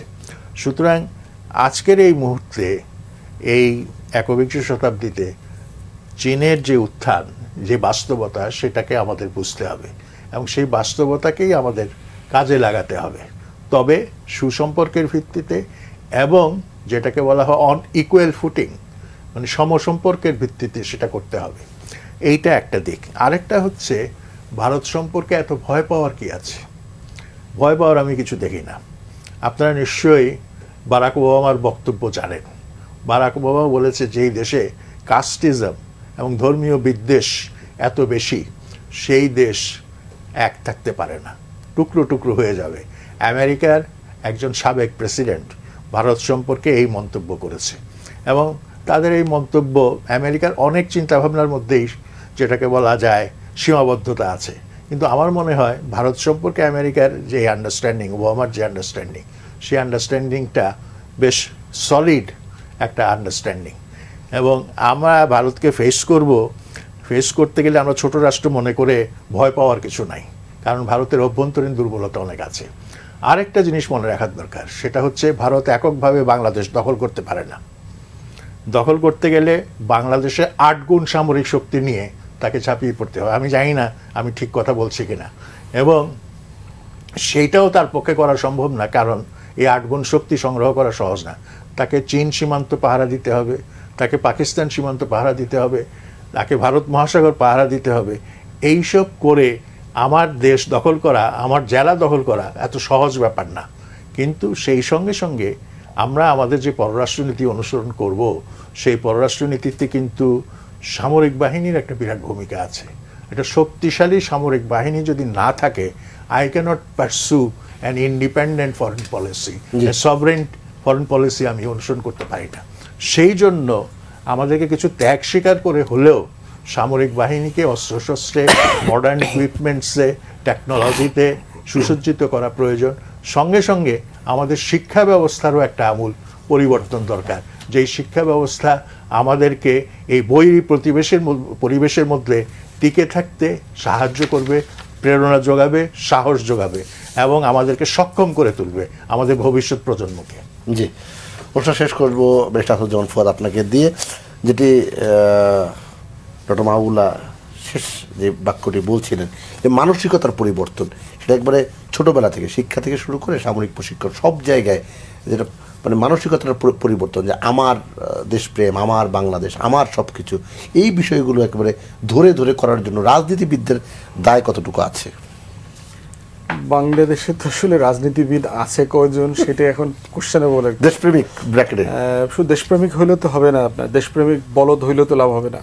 অনেক দেশকে অনেক ভালোবাসে কিন্তু ওইটাও হবে না। আপনার প্রচন্ড মেধাবী, প্রচন্ড দেশপ্রেমিক, প্রচন্ড নিষ্ঠাবান অনেকগুলো, ধরেন জিয়াউর রহমান একটা ক্লাসিক্যাল এক্সাম্পল, ধরেন যে অনেকগুলো মানে মানে রেয়ার কোয়ালিটিজের একটা খনি ছিলেন তিনি।